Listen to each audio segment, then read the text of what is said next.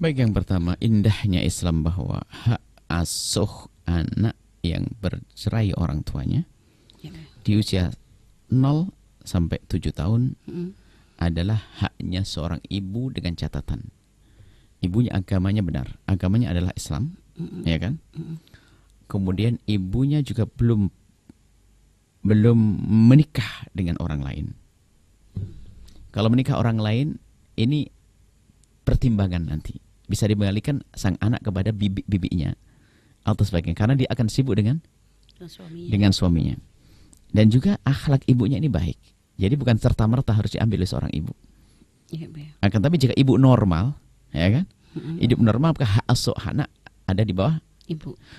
Dan di saat ibunya tidak memenuhi syarat, tidak serta-merta juga diberikan kepada sang ayah. Maka indahnya aturan di dalam Islam itu. Ayah tidak bisa mendidik mungkin, tapi dia bisa memberi nafkah. Maka memberi kepada orang yang bisa merawatnya nanti.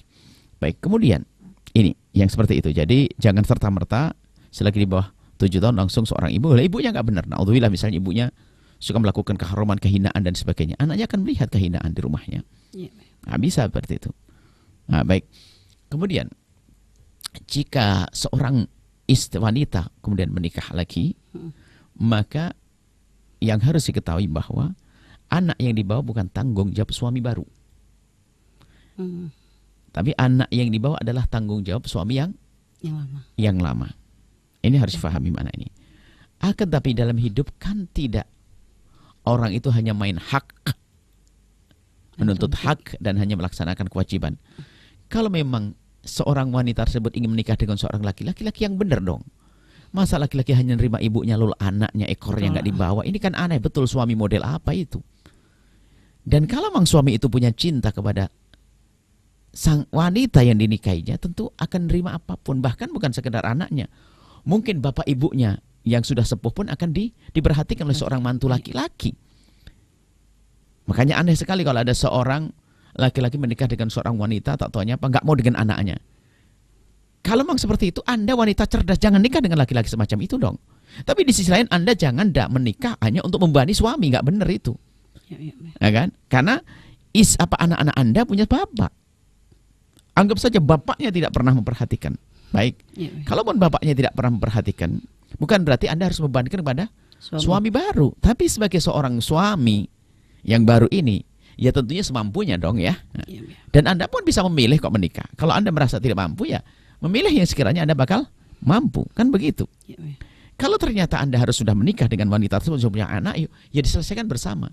Anak istrimu, biarpun bukan anakmu, tapi kan anak istrimu, dan istrimu adalah orang yang kau cintai. Hidup ini kan bukan hanya untuk hak kewajiban. Ada keindahan di balik itu, pengabdian yang di luar tuntutan kewajiban. Ada itu semuanya. Baik, seperti itu. Kemudian suami sering kesal dan sebagainya. Akhirnya sampai naudzubillah pilih anak atau pilih cerai. Naudzubillah. Kalau memang seperti itu, dia tidak punya hati dong. Kok teganya seorang suami memisah istrinya dengan anaknya? Ini manusia atau bukan? Ya kan? Manusia atau bukan? Bahkan di dalam Islam pun kita tidak diperkenankan memisahkan kambing dengan anak yang masih kecil, khawatir tidak terawat dan seterusnya. Ya kan? Bagaimana antara ibu dengan anak? Apalagi masih di usia 8 tahun lagi. Apa usia kecil? Tapi 8 tahun anggap saja usia mulai berpikir dia. Tapi bagaimana akan terlantar dong nanti? Ya, tolonglah. Kemudian anak bandel dan sebagainya. Bandel dan tidaknya anak jangan dikembalikan kepada sang anak. Kembalikan kepada kita sebagai orang tua yang mungkin ya kita dalam mendidiknya salah dan sebagainya. Kalau mau koreksi jangan keluar dulu deh. Koreksi. Anda sebagai ayah tirinya, mungkin Anda selama ini kurang perhatikan sang anak. Yang dia punya bapak jauh, ya, mungkin juga bapaknya tidak berakhlak. Sementara setelah ibunya menikah dengan Anda, ternyata Anda pun juga kurang peduli, sehingga ini adalah protes. Tapi protesnya anak kan nggak bisa diungkap hanya dengan perilaku, nggak mau nurut dan sebagainya. Itu kan protes sebetulnya. Cari perhatian, cari perhatian. Memang cara ngomongnya ya begitu. Maka jangan serta-merta dianggap itu sebuah kejahatan dari seorang anak kepada bapak tirinya, tidak. Nah, kalau sudah seperti itu, bagaimana sikap seorang istri kalau pilihannya semacam itu? Anda punya akal kok. Anak Anda tidak akan pisah sampai kapanpun. Kalau Anda lepas, anak Anda kalau Anda lepas, Anda akan zalim besar kepada anak-anak Anda. Tapi suami Anda memilih, bukan Anda minta cerai kok. Kalau Anda memilihkan suami Anda, ya kan? Bukan Anda minta cerai. Yang nggak boleh adalah seorang wanita minta cerai tanpa alasan yang jelas. Ya. Sementara suami Anda tidak mau nerima Anda. Anda pun berhak untuk mengatakan, kalau begitu saya pisah saja, Bang. Ya, demi anak-anak saya. Dan setelah itu Allah akan mengganti suami yang lebih baik lagi daripada dia. Husnudzon kepada Allah. Kan bentuk kedoliman banget ya. Jangan sampai masuk wilayah dolim pada anak. Ya, ya. Nah, jadi kadang-kadang orang itu mencoba mempertahankan, tapi yang jadi korban adalah anak. Kecuali mungkin anak ada pilihan lain untuk dititipkan ke bisa, mungkin 8 gitu tahun ya. sudah bisa dididik dengan benar dan sebagainya. Akan tapi tetap juga yang harus dilacak bahwa apa sih yang menjadikan seorang suami itu menjadi menolak anak tirinya, kan begitu. Ya, ya. Kalau dari sifat jeleknya, ngapain Anda harus bersama orang yang sifatnya jelek?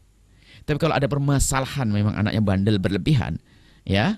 Akan tapi pun juga demikian, nggak pantas seorang bapak, biarpun bapak tiri, lalu membuang, kemudian hanya mengambil ibunya saja. Mana cinta? Apa sih makna cinta? Dan bagaimana orang menerjemahkan cinta? Bagaimana orang memahami cinta? Bagaimana orang merasakan cinta? Itu bagaimana sih? Kok gampang sekali dengan hal-hal semacam itu, ya kan? Seperti itu.